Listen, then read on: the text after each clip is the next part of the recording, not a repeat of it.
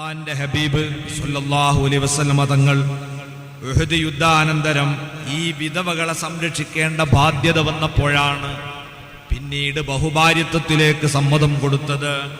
അതേ കാലയളവിൽ തന്നെ അതാ മഹാനായ അബ്ദുല്ലാഹി ഇബ്നു ജഹ്ശ് റളിയല്ലാഹു അൻഹു, അദ്ദേഹം ഉഹദിൽ ധീര രക്തസാക്ഷിത്വം വരിച്ച ഒരു സ്വഹാബിയാണ്. ആ സ്വഹാബിയുടെ ഭാര്യ സൈനബ് റളിയല്ലാഹു അൻഹാ, അവരും സംരക്ഷിക്കാൻ ആളില്ലാതെ വേറെ ഏറ്റെടുക്കാൻ ഒരു പുരുഷനെയും കിട്ടാതെ വിഷമിച്ചപ്പോ കാരുണ്യത്തിന്റെ കേദാരമായ മുത്തുനബി തങ്ങൾ അവർക്കും ഭാര്യാ പദവി നൽകി അവരെ സംരക്ഷണം ഏറ്റെടുക്കുകയാണ്. അങ്ങനെ തിരുദൂതർക്ക് ഇപ്പോൾ 4 ഭാര്യമാരായ അവസ്ഥയിലാണ്. അങ്ങനെ ഹിജ്റയുടെ 3-ാമത്തെ വർഷം പ്രവാചകന്റെ ജീവിതത്തിൽ ഒരുപാട് സംഭവങ്ങൾ ഉണ്ടായ കാലമാണ്. അത് കഴിഞ്ഞ് നമ്മൾ 4-ാം വർഷത്തിലേക്ക് ഒരു ചാട്ടം ചാടുകയാണ്. ഹിജ്റയുടെ 4-ാം വർഷമായപ്പോൾ അന്ന് മുസ്ലിങ്ങൾക്ക് ഒരു വലിയ വെല്ലുവിളി നേരിട്ടു. ബനു നദീർ ഗോത്രത്തിൽ അവര് ജൂതന്മാരാണ്. നബി സല്ലല്ലാഹു അലൈഹി വസല്ലം തങ്ങളെ ഗൂഢാലോചന നടത്തി വധിച്ചു കളയാൻ വേണ്ടിയുള്ള ആസൂത്രണമാണ് മറ്റ് ശത്രുക്കളുമായി കൂടിച്ചേർന്ന് ഇവർ നടത്തുന്നത്.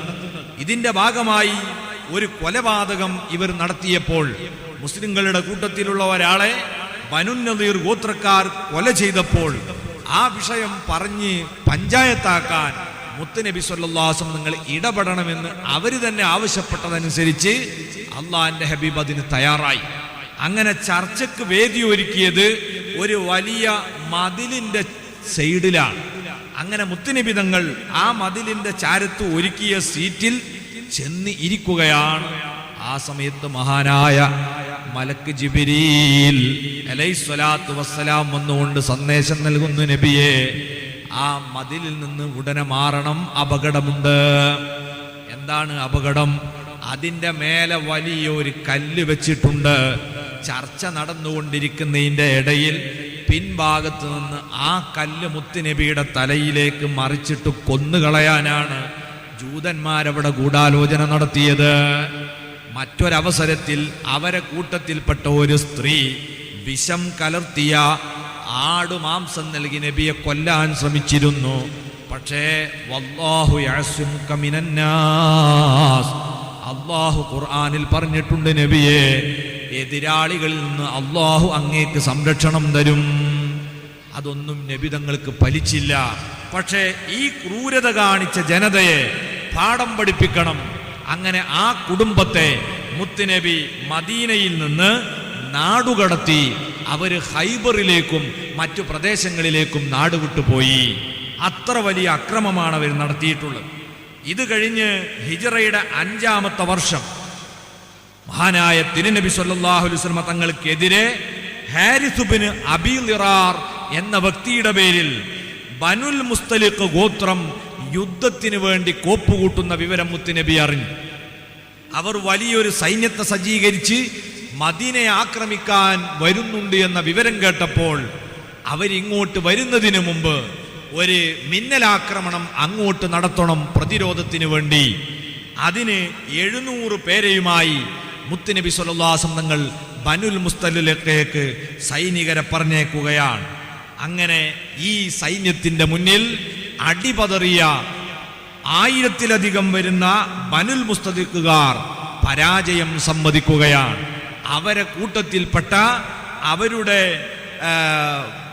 രാജാവിന്റെ മകളായിരുന്നു ജുവൈരിയത്ത് ബിൻതുൽ ഹാരിസ് എന്ന് പറയുന്ന വനിത.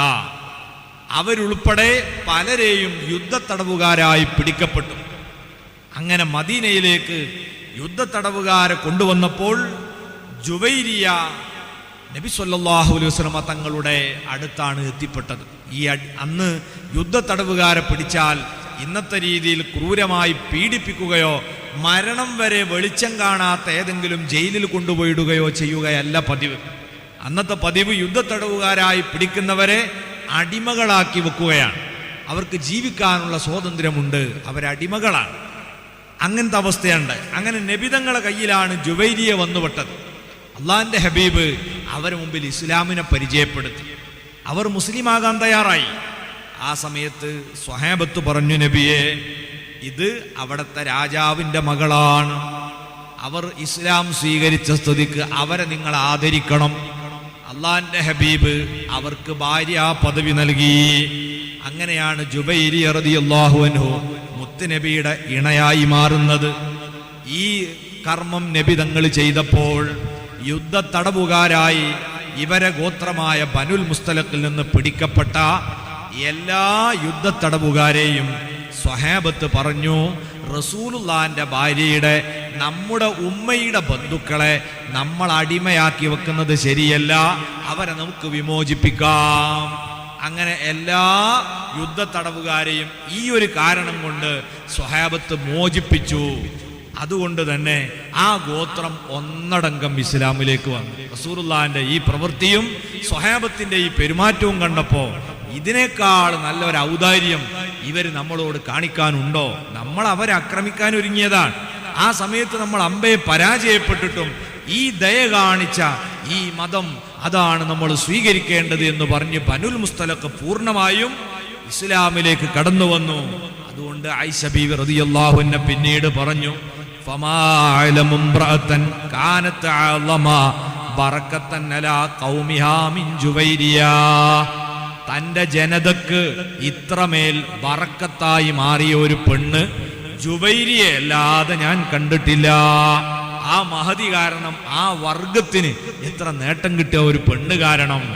അങ്ങനെ മുത്തുനബിയുടെ ജീവിതത്തിൽ ജുവൈരിയ എന്ന ഇണ കൂടി വരുന്നു. ഈ ബനുൽ മുസ്തലഖ് യുദ്ധം കഴിഞ്ഞ് വരുമ്പോ പ്രവാചക കുടുംബത്തെ വല്ലാതെ വേദനിപ്പിച്ച വലിയൊരു സംഭവം നടന്നിട്ടുണ്ട്. അത് മറ്റൊന്നുമല്ല, ആയിഷ ബീവി റളിയല്ലാഹു അൻഹാക്ക് എതിരെയുള്ള ദുരാരോപണമായിരുന്നു അത്. ആയിഷ ബീവി റളിയല്ലാഹു അൻഹ നബി തങ്ങളുടെ കൂടെ ബനുൽ മുസ്തലിലേക്ക് അന്ന് പോയിരുന്നു. സാധാരണ വിദേശയാത്ര നടത്തുമ്പം മുത്തുനബിയുടെ പതിവെന്താണ്? എല്ലാ ഭാര്യമാരുടെയും പേരിൽ നറുക്കുണ്ടാക്കും. അങ്ങനെ നറുക്കെടുക്കും. ആർക്ക് നറുക്ക് കിട്ടുന്നോ അവരെയാണ് യാത്രയിൽ കൂടെ കൊണ്ടുപോവുക. എല്ലാവരെയും കൊണ്ടുപോകാൻ ബുദ്ധിമുട്ടായിരിക്കും. അപ്പൊ ഇങ്ങനെ നറുക്കിട്ട് ഒരാളെ കൊണ്ടുപോകും. ഈ യുദ്ധത്തിന് പോകുമ്പോൾ ഭാഗ്യം കിട്ടിയത് ആയിഷ ബീവിക്കാണ്. പക്ഷെ അത് വലിയൊരു അബദ്ധത്തിലാണ് ചെന്ന് ചാടിയത്. മറ്റൊന്നുമല്ല, ആയിഷ ബീവി റളിയല്ലാഹു അൻഹ ഒട്ടകക്കട്ടിലാണ് യാത്ര ചെയ്യുക. അതായത് ഒട്ടകത്തിന്റെ രണ്ട് സൈഡിലേക്ക് വലിയ കൊട്ട രീതിയിൽ മടഞ്ഞുണ്ടാക്കുന്ന, ആള് കാണാത്ത വിധം മറഞ്ഞിരുന്ന് യാത്ര ചെയ്യാൻ പറ്റിയ ഒരു സംവിധാനമാണ്. നമ്മളെ റിക്ഷന്റെ ഒക്കെ വേക്കിലുള്ള ആ സാധനം പോലെ പണ്ടുണ്ടാക്കുന്ന സാധനം. അതിൻ്റെ ഉള്ളിൽ സ്ത്രീകൾ ഇരുന്ന് യാത്ര ചെയ്താൽ അവരെ ആരും കാണൂല. ഇന്ന് കാറിൽ യാത്ര ചെയ്യുന്നതിന് പകരം അന്ന് സ്ത്രീകൾ അതിൻ്റെ ഉള്ളിൽ ഇരുന്നാണ് യാത്ര ചെയ്യുക. ആയിഷ ബീവി റളിയല്ലാഹു അൻഹ അതിൻ്റെ ഉള്ളിൽ ആണ് ഉണ്ടാവുക. അങ്ങനെ ബനുൽ മുസ്തലഖ് യുദ്ധം കഴിഞ്ഞ് തിരിച്ചു വരുമ്പം പ്രഭാത കർമ്മത്തിന് വേണ്ടി ആയിഷ ബീവി അയിന്ന് ഇറങ്ങി വെളിയിലേക്ക് പോയിരുന്നു. അങ്ങനെ പ്രാഥമിക കർമ്മങ്ങളൊക്കെ നിർവഹിച്ച് യാത്ര തുടരാൻ സമയമായപ്പം എല്ലാവരോടും യാത്ര ചെയ്യാൻ നബി ആഹ്വാനം ചെയ്തു. എല്ലാവരും യാത്ര ചെയ്തുകൊണ്ടിരിക്കുക. അപ്പോഴാണ് ആയിഷ ബീവി ഇങ്ങനെ നോക്കുമ്പം കൗത്തിലെ ചെയിന് കാണുന്നില്ല. അപ്പം മറക്കിരിക്കാൻ പോയ സ്ഥലത്തേക്കൊന്ന് ഓടിപ്പോയി നോക്കി അവിടെ ഇടം വീണിട്ടുണ്ടോ. അത് നോക്കാൻ പോയപ്പോഴേക്ക് ആയിഷ ബീവി കയറിയ ഒട്ടകത്തെ നയിക്കുന്ന സ്വഹാബി ഈ ഒട്ടകക്കട്ടിൻ്റെ ഉള്ളിൽ ആയിഷ ബീവി ഉണ്ടാകും എന്ന് കരുതി അതിനെയും കൊണ്ടുപോയി. പിന്നെ ആരുമില്ല, ആയിഷ ബീവി ഒറ്റക്കായി ആ വിജനമായ സ്ഥലത്ത്. മഹദി ധൈര്യപൂർവം അവിടെ ഇരുന്നു. റസൂലുള്ളാഹി അന്വേഷിക്കും, എന്നെ കാണാതിരുന്നാൽ തെരഞ്ഞ് ആളെ പറഞ്ഞേക്കും, ഉറപ്പാണ്. അതുകൊണ്ട് മറ്റൊരു സ്ഥലത്തേക്കും നീങ്ങാതെ ഇവിടെ തന്നെ നിൽക്കുന്നതാണ് ബുദ്ധി. അങ്ങനെ ബീവി ഒറ്റക്ക് അവിടെ ഇരിക്കുകയാണ്. അന്ന് സൈന്യത്തിൽ സാധാരണ സൈന്യം നീങ്ങിക്കഴിഞ്ഞാൽ വല്ലതും കൈവിട്ടു പോയിട്ടുണ്ടോ, വെച്ച് മറന്നുപോയിട്ടുണ്ടോ, ഇതൊക്കെ പരിശോധിക്കാൻ ചെറിയൊരു സംഘത്തെ നിശ്ചയിക്കാറുണ്ട്. അന്ന് അതിന് ഏൽപ്പിക്കപ്പെട്ടത് മഹാനായ സഫ്വാൻ ഇബ്നുൽ മുഅത്തൽ റളിയല്ലാഹു അൻഹു എന്ന സ്വഹാബിയാണ്. ആ സ്വഹാബി ഇത് അന്വേഷിച്ച് ഇങ്ങനെ തെരഞ്ഞു നടക്കുമ്പോഴാണ് സുബ്ഹാനല്ലാഹ് ലാ ഹൗല വലാ ഖുവത ഇല്ലാ ബില്ലാഹ്, മഹാനവറുകൾ ആയിഷ ബീവിയെ കണ്ടപ്പോൾ പറഞ്ഞ ഒരേ ഒരു വാക്കതാണ്. ഞെട്ടിപ്പോയി. ഉമ്മയല്ലേ, മുഅ്മിനീങ്ങളെ ഉമ്മയല്ലേ ഈ നിൽക്കുന്നത്. ഒന്നും ആലോചിച്ചില്ല. മഹാനവറുകൾ വേഗം താൻ കയറിയ ഒട്ടകപ്പുറത്തുനിന്ന് ഇറങ്ങി ഉമ്മയെ അതിൻ്റെ മേലെ കയറ്റി മുന്നിൽ അതിൻ്റെ കടിഞ്ഞാണും പിടിച്ച് സ്തുതി വളരെ സ്പീഡിൽ നടന്നു. അങ്ങനെ വളരെ ത്യാഗം ചെയ്ത് നബി സല്ലല്ലാഹു അലൈഹി വസല്ലമയുടെയും സ്വഹാബത്തിന്റെയും അടുത്ത് ഇവരെത്തിച്ചേരുകയാണ്. ആ സമയത്ത് അന്ന് റസൂലുള്ളാഹിന്റെ കൂടെ യുദ്ധത്തിന് വന്ന അബ്ദുല്ലാഹിബ്നു ഉബയ്യ് സലൂൽ, നേരത്തെ നമ്മൾ പറഞ്ഞ മുനാഫിക്കീങ്ങളുടെ തലവൻ, അയാൾ ഉൾപ്പെടെയുള്ള ചില ആളുകൾ എന്ത് ചെയ്തു? ഈ രംഗം കണ്ടെത്തുകയും അവർ ഇതിന്റെ പേരിൽ സ്വഫ്വാൻ തങ്ങളെയും ആയിഷ ബീവിയെയും പറ്റി വേണ്ടാത്ത തോന്നിവാസ പ്രചരണം ആരംഭിച്ചു. ഇത് വലിയ വാർത്തയായി. മുത്തുനബി സല്ലല്ലാഹു അലൈഹി വസല്ലം തങ്ങൾക്ക് വല്ലാത്ത സങ്കടം. കാരണം വ്യഭിചാരോപണം എന്ന് പറഞ്ഞാൽ അതൊരു ചെറിയ കേസല്ല. മതത്തിൽ അതിന് നിയമങ്ങളുണ്ട്. ആ നിയമമനുസരിച്ച് നടപടിയെടുക്കണം. വ്യഭിചരിച്ചു എന്ന് ഉറച്ചാൽ വിവാഹിതരാണെങ്കിൽ കൊല്ലപ്പെടണം. പ്രവാചകന്റെ ഭാര്യയ്ക്ക് വരാൻ പോകുന്ന വലിയൊരു കേസാണ്. അത് തീരുമാനമെടുക്കേണ്ട ജഡ്ജി ആരാണ്? മുത്തുനബിയാണ്. നബി സല്ലല്ലാഹു അലൈഹി വസല്ലം എന്താണ് തീരുമാനിക്കുക? ശത്രുക്കളായ മുനാഫിഖീങ്ങൾ ഇവിടെ റസൂലുള്ളാഹിനെ ത്രിശങ്കുവിൽ നിർത്താൻ വേണ്ടി ഈ ആരോപണത്തിന് കാട്ടുതീയുടെ വേഗത പകർന്ന് എല്ലാവരെയും ഇടയിൽ എത്തിച്ചു. പ്രവാചക കുടുംബത്തിന് വല്ലാത്ത വിഷമങ്ങളുണ്ടായി. ദിവസങ്ങളോളം ഇത് മദീനയിൽ വലിയ വാർത്തയായി. അള്ളാഹിന്റെ ഹബീബ് ആയിഷ ബീവിയോട് സംസാരിക്കാതെയായി, അങ്ങോട്ട് പോകാതെയായി. ആയിഷ ബീവിക്കാണെങ്കിൽ നിരപരാധിത്വം തെളിയിക്കാൻ എന്നോട് ആരെങ്കിലും ഒന്ന് വന്ന് ചോദിച്ചിരുന്നെങ്കിൽ ചോദിക്കാൻ പോലും ആരും തയ്യാറാകുന്നില്ല. നബി സല്ലല്ലാഹു അലൈഹി വസല്ലം തങ്ങളാണെങ്കിലോ റസൂലുള്ളാഹിക്ക് ഇപ്പം അള്ളാഹിൻ്റെ അടുത്ത് നീ വിവരം കിട്ടാൻ ബുദ്ധിമുട്ടും പ്രയാസമൊന്നുമില്ല. പക്ഷേ നബി തങ്ങൾ എന്തുകൊണ്ട് പെട്ടെന്ന് തന്നെ തൻ്റെ ഭാര്യയുടെ നിരപരാധിത്വം പറയാതിരുന്നു? അത് ചില ആളുകൾ പറയുന്നത് പോലെ റസൂലുള്ളാഹിക്ക് വൈബൊന്നും അറിയാൻ കഴിയാത്തത് കൊണ്ടല്ല. റസൂലുള്ളാഹി അറിയുന്ന വൈബൊക്കെ വിളിച്ചു പറയാൻ പറ്റാത്തത് കൊണ്ടാണ്. സ്വന്തം ഭാര്യയുടെ പേരിൽ ആരോപണം ഉണ്ടായപ്പം കണ്ടില്ലേ, മൂപ്പരെ അങ്ങനൊന്നും ഇല്ല എന്ന് പറയാണ് എന്ന് പറയും. അത് പാടില്ല. കാരണം അത് വേറെ ഒരു തെറ്റിദ്ധാരണക്ക് കാരണമാകും. മുനാഫിക്കീങ്ങൾ അത് ഉപയോഗപ്പെടുത്തും. വേറെ പലരും വ്യഭിചരിച്ചു എന്ന് പറഞ്ഞപ്പോൾ അവർക്കെതിരെ ശിക്ഷ നടപ്പാക്കിയിട്ടുണ്ട്. സ്വന്തം ഭാര്യക്ക് അങ്ങനെ സംഭവിച്ചിട്ടില്ല എന്ന് ജഡ്ജി തന്നെ പറയാൻ പാടുണ്ടോ? ഇല്ല. അതിൻ്റെ സത്യാവസ്ഥ പുറത്തു വരണം. അതുവരെ മുത്തുനബി കാത്തുനിന്നു. പല നിഷ്കളങ്കരും ഈ ആരോപണം ഏറ്റുപിടിച്ചു. അവസാനം അല്ലാഹു സൂറത്തു നൂറിലെ ഈ ആയത്തുകൾ അവതരിപ്പിച്ചു. ഇന്നല്ലദീന ജാഊ ബിൽ ഇഫ്ഖി ഉസ്ബത്തും മിൻകും ലാ തഹ്സബൂഹു ശർറൻ ലക്കും ബൽ ഹുവ ഖൈറുൽ ലക്കും. ഓ മുഅ്മിനീങ്ങളെ, ആയിഷ ബീവിക്കെതിരെ ഈ ദുരാരോപണവുമായി വന്നത് നിങ്ങളെ കൂട്ടത്തിൽ തന്നെ പെട്ട ഒരു വിഭാഗമാണ്. നിങ്ങൾ ഒരിക്കലും ആ സംഭവം നിങ്ങൾക്കൊരു ശർറാണെന്ന് കരുതണ്ട. ഒരർത്ഥത്തിൽ നിങ്ങൾക്കതൊരു ഖൈറാണ്. ലികുല്ലി ഇംറിഇൻ മിൻഹും മക്തസബ മിനൽ ഇസ്മ. എന്നാൽ ഈ ആരോപണത്തിന്റെ പിന്നിൽ പ്രവർത്തിച്ച ഓരോരുത്തർക്കും അവർ ചെയ്ത കുറ്റത്തിന്റെ പങ്കാളിത്തത്തിനനുസരിച്ച് ശിക്ഷയുണ്ട്. എന്നാൽ വല്ലദീ തവല്ലാ കിബ്റഹു മിൻഹും ലഹു അദാബുൻ അദീം. ഇതിന്റെ മുഖ്യ പങ്കും നിർവഹിച്ച, ഇതിന്റെ പിന്നിൽ കരുക്കൾ നീക്കിയ അബ്ദുല്ലാഹിബ്നു ഉബയ്യ് എന്ന് പറയുന്ന മുനാഫിഖില്ലേ, അവന് വേദനാജനകമായ ശിക്ഷ തന്നെ വരാനുണ്ട്. ഇനി മുഅ്മിനീങ്ങളോട് അല്ലാഹ് പറയുന്നു, പറയാനുള്ളത് എന്താണ്? ഒരു മുഅ്മിനായ മനുഷ്യനെ സംബന്ധിച്ച് ആരെങ്കിലും ഇങ്ങനെ ഒരു ആരോപണം ഉന്നയിച്ചാൽ നിങ്ങൾ സ്വീകരിക്കേണ്ട നയനിലപാടുകൾ എന്താ? ലൗലാ ഇദ് സമിഅ്തുമൂഹു വന്നൽ മുഅ്മിനൂന വൽ മുഅ്മിനാതു ബിഅൻഫുസിഹിം ഖൈറാ. ഒരു മുഅ്മിനായ ആണിനെ പറ്റിയോ പെണ്ണിനെ പറ്റിയോ വ്യഭിചാരോപണം ആരെങ്കിലും ഉന്നയിക്കുന്നത് കേട്ടാൽ പ്രാഥമികമായി മുഅ്മിനീങ്ങൾ എങ്ങനെയാണ് പ്രതികരിക്കേണ്ടത്? അത് സംഭവിക്കാൻ സാധ്യതയില്ല. അയാൾ ഒരു ഈമാനുള്ള മനുഷ്യനല്ലേ. ഇതാ നിങ്ങൾ പ്രതികരിക്കേണ്ടത്. നമ്മൾ പ്രതികരിക്കൽ നേരെതിരെ സാധ്യത ഉണ്ട്. കാരണം ഓനെ അങ്ങനെ ഇങ്ങനെയൊക്കെ ചില തകരാറ് നമ്മൾ ഇടക്കിടക്ക് കണ്ടിട്ടുണ്ട് എന്ന് പറഞ്ഞിട്ട് നമ്മൾ ആ കുറ്റം സ്ഥിരപ്പെടുത്തുന്ന രീതിയിലേക്ക് സംസാരിക്കാം. അത് പാടില്ല. മുഅ്മിനീങ്ങളായ ഒരു മനുഷ്യനെ പറ്റി, ഒരു നല്ല ആളെപ്പറ്റി ആരെങ്കിലും ഇങ്ങനെ ഒരു ആരോപണം ഉന്നയിച്ചാൽ അതിന് സാധ്യതയില്ലെന്നാണ് പറയേണ്ടത്. പിന്നെ വഖാലു ഹാദാ ഇഫ്കും മുബീൻ. ഇതാരോ കറ്റുകെട്ടി ഉണ്ടാക്കിയ കള്ളവാർത്തയാണെന്നും നിങ്ങൾ പറയാതിരുന്നത് എന്താണ്? ലൗലാ ജാഉ അലൈഹി ബിഅർബഅത്തി ശുഹദാ. ഇനി ഇങ്ങനെ ആരോപണം കൊണ്ടുവരുന്നവരോട് പറയാനുള്ളത്, നിങ്ങൾ ഇതിന് ദൃക്സാക്ഷികളായ 4 പേരെ സാക്ഷിയായി കൊണ്ടുവരണം. ഫഇദ് ലം യഅതു ബിശുഹദാ. ഈ ആരോപണം ഉന്നയിക്കുമ്പം 4 സാക്ഷികൾ നേർക്ക് നേരെ കണ്ടതായി സാക്ഷി പറയാനില്ലെങ്കിൽ ഫഉലൈക ഇൻദല്ലാഹി ഹുമുൽ കാദിബൂൻ. ഊഹം വെച്ച് ഇത്തരം ദുരാരോപണങ്ങൾ ഉന്നയിക്കുന്നവരുണ്ടല്ലോ, അള്ളാന്റെ അടുക്കൽ അവരാണ് യഥാർത്ഥ കള്ളന്മാർ. അപ്പം വ്യഭിചരിച്ചതിനേക്കാളും വലിയ കുറ്റാണ് ഒരാളെ പേരിൽ വ്യഭിചാര ആരോപണം ഉന്നയിക്കുക. അത് പറയണമെങ്കിൽ എന്തു വേണം? ഇസ്ലാമിന്റെ കാഴ്ചപ്പാടിൽ 4 ആളുകൾ ഇത് കാണണം. അപ്പം ഒരാൾ അവിടെ നിന്നിട്ട് ഇറങ്ങി വരുന്നത് കണ്ടിട്ടുണ്ട്, അങ്ങോട്ട് കയറിപ്പോണത് കണ്ടിട്ടുണ്ട്. ഈ കരീനത്തുകളൊന്നും വെച്ച് സാഹചര്യ തെളിവുകളൊന്നും വെച്ച് ഒരാളെ പേരിലും ഈ ഭീകരമായ ആരോപണം ഉന്നയിച്ചുകൂടാ.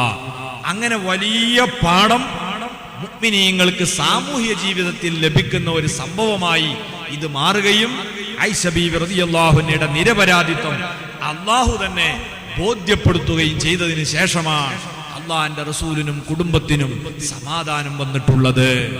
അങ്ങനെ അടുത്ത നുബുവത്തിന്റെ 5-ാമത്തെ വർഷം, അന്ന് ഈ മദീനയിൽ നിന്ന് മുത്തുനബിയെ വധിക്കാൻ ശ്രമിച്ചതിന്റെ പേരിൽ പുറത്താക്കിയ ബനു നദീർ ഗോത്രം അവരടങ്ങി നിന്നില്ല.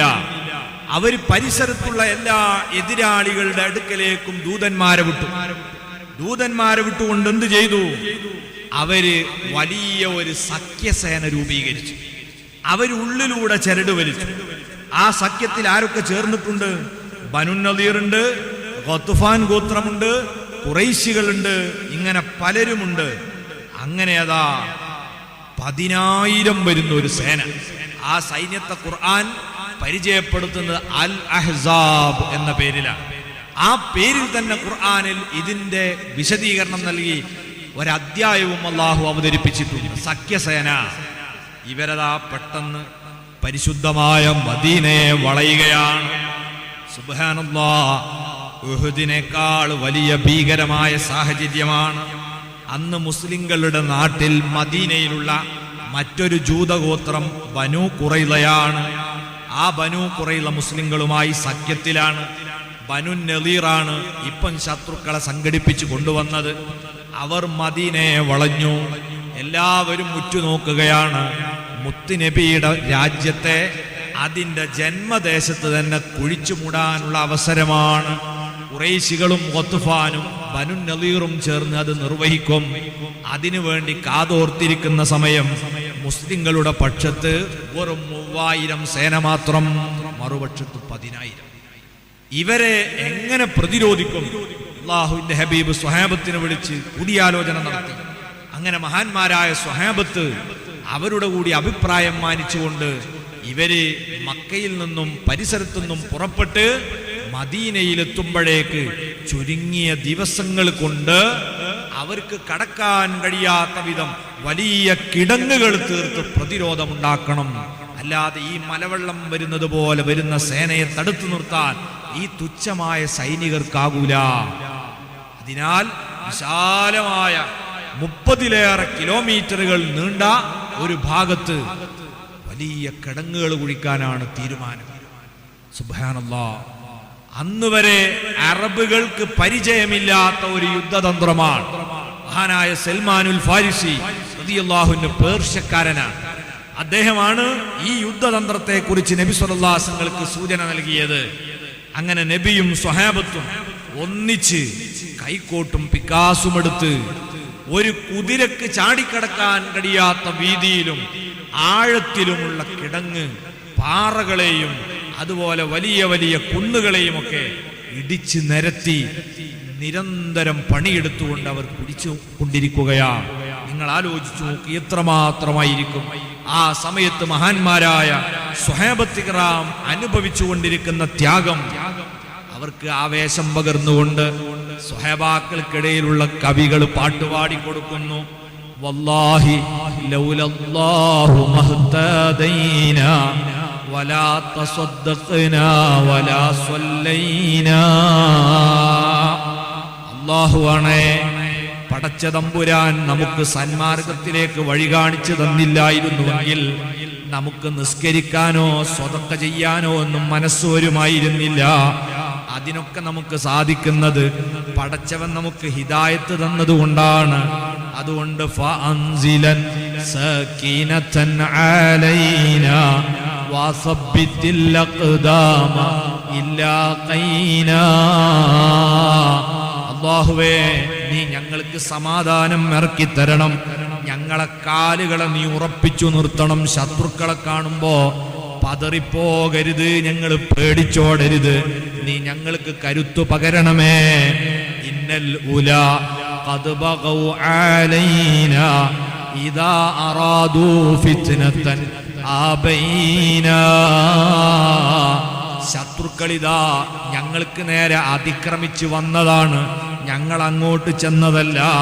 ഇദാ അറാദൂ ഫിത്ന, അവര് കുഴപ്പം ഉദ്ദേശിച്ചാൽ അബൈനാ, ഞങ്ങൾ അവരെ പ്രതിരോധിക്കുക തന്നെ ചെയ്യും. ഈ വരി പാടുമ്പോ എല്ലാ സ്വഹാബികളും ഉച്ചത്തിൽ പറയുന്നു അബൈനാ. അങ്ങനെ ആവേശത്തോടെ ഏതാനും ദിവസങ്ങൾ കൊണ്ട് മാത്രം വിപുലമായ ഒരു കിടങ്ങിന്റെ പണി പൂർത്തീകരിക്കുന്നു. ആ സമയത്ത് അവർ സഹിച്ച ത്യാഗവും പ്രയാസവും ഒക്കെ ചരിത്രത്തിൽ പലപ്പോഴും നിങ്ങൾ കേട്ടിട്ടുണ്ട്. അങ്ങോട്ട് ഇപ്പോൾ കടന്നു പോകാൻ സമയമില്ല. അങ്ങനെതാ വലിയ ഒരു സേന, 10,000 വരുന്ന സൈനികർ മദീനയെ ലക്ഷ്യം വെച്ച് ആവേശപൂർവം വന്നപ്പോൾ പെട്ടെന്ന് ഈ കിടങ്ങ് കണ്ട് അവർ സ്തബ്ധരായി. ഇത് ചില്ലറക്കാരനല്ല. ഇന്നുവരെ ഒരുപാട് യുദ്ധം നമ്മൾ നയിച്ചിട്ടുണ്ട്. ഇതുപോലെ ഒരു യുദ്ധതന്ത്രം നമുക്ക് പരിചയമില്ല. എന്ത് ചെയ്യും? അവര് കിടങ്ങിന്റെ മറുഭാഗത്ത് ടെന്റ് കെട്ടി സൈന്യത്തെ അവിടെ വിന്യസിച്ചു. നബിയും സ്വഹാബത്തും ഇപ്പുറത്ത് കാവിൽ നിന്നു. ഖുറൈശികളുടെ കൂട്ടത്തിൽപ്പെട്ട ചിലർ പരമാവധി വീതി കുറഞ്ഞ സ്ഥലം നോക്കി കുതിരയെ ചാടിച്ച് കടക്കാൻ പരിശ്രമിച്ചു. മഹാനായ അലി ഇബ്നു അബീ ത്വാലിബ് റളിയല്ലാഹുവിന്റെ നേതൃത്വത്തിലുള്ള സ്വഹാബികൾ അവരെ പ്രതിരോധിച്ചു. അങ്ങനെ ചാടിക്കടന്നവരെ കൊന്നുകളയുകയും ചെയ്തു. പിന്നെ ആരും ചാടാൻ മുന്നോട്ട് വന്നില്ല. പക്ഷെ ഇത്രയും വലിയൊരു സേന വളഞ്ഞ സ്ഥിതിക്ക് എങ്ങനെ ഇനി നമ്മൾ ഇവരെ പ്രതിരോധിച്ച് എത്ര ദിവസം നമുക്ക് ഇവിടെ നിൽക്കാൻ കഴിയും? അങ്ങനെ പ്രയാസപ്പെട്ടുകൊണ്ടിരിക്കുമ്പോഴാണ് മറ്റൊരു വാർത്ത പുറത്തു വരുന്നു. നബി സല്ലല്ലാഹു അലൈഹി വസല്ലം തങ്ങൾ ജനാധിപത്യപരമായ രീതിയിൽ ഒരു ബഹുസ്വര രാഷ്ട്രത്തിൽ ജീവിക്കുന്ന മുഴുവൻ ജനങ്ങളും രാജ്യസുരക്ഷയ്ക്ക് വേണ്ടി ഒന്നിച്ചു നിൽക്കണമെന്നത് ബാധ്യതയാണ്. അവിടെ ജാതിയുടെയും മതത്തിന്റെയും വ്യത്യാസം പരിഗണിക്കാൻ പാടില്ല. എന്നാൽ ബനു ഖുറൈള എന്ന ജൂത ഗോത്രം റസൂലുള്ളാഹിന്റെ സംരക്ഷണത്തിൽ മദീനയിൽ തന്നെ കഴിയുന്ന ഗോത്രമാണ്. ഇവരെന്തു ചെയ്തു? ഖത്ഫാൻ ഗോത്രക്കാരുമായി ഗൂഢാലോചന നടത്തി, ഖുറൈശികളുമായും ഗൂഢാലോചന നടത്തി. ഞങ്ങൾ സന്നിഗ്ധ ഘട്ടത്തിൽ മദീനയുടെ ഉള്ളിൽ വെച്ച് മുസ്ലിങ്ങൾക്കെതിരെ രംഗത്ത് വരാം. നിങ്ങൾ പുറത്തു നിന്നും ഞങ്ങൾ അകത്തു നിന്നും നമുക്ക് ഇദ്ദേഹത്തെ തുടച്ചു നീക്കാം. മഹാനായ മുത്തുനബി സല്ലല്ലാഹു അലൈഹി വസല്ലം തങ്ങൾ വല്ലാത്തൊരു പ്രതിസന്ധിയാണ് നേരിട്ടത്. ഈ സമയത്ത് എങ്ങനെ ഇവരെ പ്രതിരോധിക്കും? ഉള്ളിൽ ശത്രുക്കളാണ്, പുറത്തും ശത്രുക്കളാണ്. ആരെയും വിശ്വസിക്കാൻ പറ്റാത്ത സാഹചര്യം. അങ്ങനെയാണ് ജൂതന്മാരാവേശത്തോടുകൂടെ ആദ്യം ശ്രമിച്ചത് മുസ്ലിമീങ്ങളുടെ ഭാര്യമാരെ കയ്യേറ്റം ചെയ്യാനാണ്. സഹോദരിമാരെ മുഴുവനും മഹാനായ ഹസ്സാൻ ഇബ്നു സാബിത്ത് റളിയല്ലാഹു അൻഹുവിനെ പോലുള്ള ദുർബലരായ സ്വഹാബികളുടെ വീട്ടിലാണ് താമസിപ്പിച്ചിട്ടുള്ളത്. ഹസ്സാൻ തങ്ങളുടെ വീട്ടിൽ 100 കണക്കിന് ഉമ്മമാരും പെൺകുട്ടികളുണ്ട്. ആ വീട്ടിലേക്ക് ആദ്യം ഏതാനും ജൂതരായ ചെറുപ്പക്കാർ ഇവരെ മാനഭംഗപ്പെടുത്തുക എന്ന ലക്ഷ്യത്തോടെ നടന്നില്ല. ഹസ്സാൻ തങ്ങൾ അവിടെ ഉണ്ട്. അവിടെ വേറൊരു മഹദി ഉണ്ട്. അതാരാന്നറിയോ നിങ്ങൾക്ക്? മഹാനായ ഹംസത്തുൽ ഖറാർ റളിയല്ലാഹു അൻഹുവിന്റെ പ്രിയപ്പെട്ട പെങ്ങൾ ബീവി സഫിയ്യ റളിയല്ലാഹു അൻഹാ, അള്ളാന്റെ ഹബീബിന്റെ അമ്മായി. അതേ മുത്തുനബിയുടെ പിതാവിന്റെ പെങ്ങളായ സഫിയ്യ ഹംസ റളിയല്ലാഹു അൻഹുവിന്റെ അതേ ധീരതയുള്ള വനിതയാണ്. ആ മഹദി ഇവരുടെ വരവ് കണ്ടപ്പം ദുർബലനായ ഹസ്സാൻ ഇബ്നു സാബിത്ത് തങ്ങളോട് പറഞ്ഞു, അദ്ദേഹം നല്ലൊരു സാഹിത്യകാരനാണ്, കവിയൊക്കെയാണ്. അദ്ദേഹത്തോട് പറഞ്ഞു, അതാ വരുന്നുണ്ട്, നിങ്ങളിതാ ആയുധം എടുത്തോ, പെണ്ണുങ്ങളെ കയ്യേറാൻ വരിക, നിങ്ങൾ പ്രതിരോധിക്കണം. ഹസ്സാൻ തങ്ങൾ പറഞ്ഞു, ബീവി നിങ്ങൾക്കറിയില്ല, എനിക്ക് പെണ്ണുകൊണ്ടുള്ള വിഷയം അറിയും, വാളുകൊണ്ടുള്ളത് അറിയില്ല, ഞാൻ ആളൊരു ദുർബലനല്ലേ. അപ്പം മഹദി പറഞ്ഞു, നിങ്ങൾ ഇങ്ങോട്ട്. ഇവരെന്ത് ചെയ്തു? മുടി നന്നായി ഇങ്ങോട്ട് ചുരുട്ടി കെട്ടിയിട്ട് ഒരാണിൻ്റെ മാതിരി ഒരു തലകെട്ടിട്ട്, ഊരക്ക് വേറെ ഒരു തോർത്തമുണ്ട് എടുത്തിട്ട് വേറൊരു കെട്ടും കെട്ടി. അങ്ങനെ വീടിൻ്റെ മുകൾ നിലയിലാണ് സ്ത്രീകളൊക്കെ താമസിപ്പിച്ചത്. ശത്രുക്കൾ വരാൻ നേരത്ത് പെണ്ണുങ്ങളോടൊക്കെ പറഞ്ഞു, ആരും അനങ്ങരുത്, നമ്മൾ ഇവിടെ വെച്ച് ബഹളം വെച്ചാൽ എന്താ സംഭവിക്കുക? യുദ്ധമുഖത്ത് നിന്ന് നമ്മളെ ഭർത്താക്കന്മാരൊക്കെ നമ്മൾക്ക് വേണ്ടി ഇങ്ങോട്ട് ഓടും. ആ സമയത്ത് ശത്രുക്കൾ ഒന്നിച്ച് മദീനയിലേക്ക് ഇരച്ചു കയറും. അതുകൊണ്ട് ആരും ബഹളം വെച്ചു പോകരുത്, ഇവരെ ഞാൻ കൈകാര്യം ചെയ്യാം. മഹദി കോണി കയറി വരുന്ന സ്ഥലത്ത് പതുങ്ങിയവിടെ നിന്നു. ആദ്യം ഒരുത്തം മെല്ലെ വന്ന് നോക്കിയതാ, ഒരൊറ്റ വിട്ട് ഓൻ്റെ തല കണ്ടെടുത്ത് താഴത്ത്. എന്താ പോയി നോക്കാൻ വേണ്ടി ഇവനെ പറഞ്ഞയച്ചാണല്ലോ. താഴത്ത് ഇങ്ങനെ മേലോട്ട് നോക്കിക്കുന്നവരെ മുന്നിലേക്ക് ഈ തലയാട്ടിട്ട് കൊടുത്തു. അപ്പം ഇവർ പറഞ്ഞു, മുഹമ്മദ് പോയത്തക്കാരനല്ലിട്ടോ, അവിടെയൊക്കെ പട്ടാളക്കാരൻ നിർത്തിയിട്ടിട്ട് മണ്ടിക്കോന്ന് പറഞ്ഞ് പറഞ്ഞതാ. നിങ്ങൾ ആലോചിച്ച് നോക്കുക, അന്ന് ആ മഹദി ആ ബുദ്ധി കാണിച്ചിട്ടില്ലെങ്കിൽ യുദ്ധം തന്നെ വേറൊരു രീതിയിലായി മാറും. നിബിതങ്ങൾക്ക് വല്ലാത്ത ആശങ്കയായി. കാരണം അകത്തുള്ള ശത്രുക്കൾ അവർ യുദ്ധം തുടങ്ങിയാൽ അപകടമാണ്. ആ സമയത്ത് അള്ളാഹിന്റെ ഒരു സഹായം കിട്ടി. ഗത്ഫാൻ ഗോത്രക്കാരനായ നുഐം ഇബ്നു മസ്ഊദ് റളിയല്ലാഹു അൻഹു, അദ്ദേഹം മുത്തുനബിക്കെതിരെ യുദ്ധത്തിന് വന്ന ആളാണെങ്കിലും ആ സമയത്ത് അള്ളാഹു അദ്ദേഹത്തിന്റെ ഹൃദയത്തിലേക്ക് ഈമാൻ ഇട്ടുകൊടുക്കുന്നു. അദ്ദേഹം അതാ തിരുനബി തങ്ങളെ സമീപിച്ചുകൊണ്ട് പറയുകയാണ്, നബിയെ, ഞാൻ ശത്രുപക്ഷത്തുള്ള ആളാണെന്ന് ഖുറൈശികൾക്കറിയാം, അതേപോലെ തന്നെ ബനു ഖുറൈള ഗോത്രക്കാർക്കും അറിയാം. ഞാൻ ഇസ്ലാമിലേക്ക് വന്നത് അവരറിയില്ല. അതുകൊണ്ട് അങ്ങ് സമ്മതിക്കുകയാണെങ്കിൽ ചില തന്ത്രങ്ങളൊക്കെ ചെയ്യാൻ എനിക്ക് അവസരമുണ്ട്. നബിതങ്ങൾ പറഞ്ഞു, നിങ്ങൾ പ്രവർത്തിച്ചോളൂ. അങ്ങനെ ഇദ്ദേഹം എന്ത് ചെയ്തു? നേരെ ബനു ഖുറൈള ഗോത്രക്കാരെടുത്ത് എന്നിട്ട് പറഞ്ഞു, ഞാനും നിങ്ങളുമായിട്ടുള്ള ബന്ധം നമ്മൾ പ്രത്യേകം പറയേണ്ടതില്ലല്ലോ, നിങ്ങളെ നിർദ്ദേശം കൂടെ മാനിച്ചുകൊണ്ടാണ് ഞങ്ങൾ ഇത്രയും ആളുകൾ മദീന വളഞ്ഞിരിക്കുന്നത്. പക്ഷേ ഖുറൈശികളുമായി ഞാൻ സംസാരിച്ചു നോക്കുമ്പോൾ അവർക്ക് നിങ്ങളെ അത്ര വിശ്വസിക്കാൻ കഴിഞ്ഞിട്ടില്ല. അതുകൊണ്ട് തന്നെ അവര് ആവശ്യപ്പെടുന്നത് എന്താണെന്നല്ലേ, അവര് ഈ യുദ്ധത്തിൽ നിങ്ങളെയും വിട്ടു പോയാൽ, പരാജയപ്പെട്ടു പോയാൽ നിങ്ങൾക്ക് വലിയ നഷ്ടം ഉണ്ടാവും. പിന്നെ നിങ്ങളെ ഇവിടുന്ന് ആട്ടി ഓടിക്കുന്ന അവസ്ഥ വരും. അതുകൊണ്ട് യുദ്ധത്തിൽ അവർ പിടിച്ചു നിൽക്കണമെങ്കിൽ എന്തു വേണം?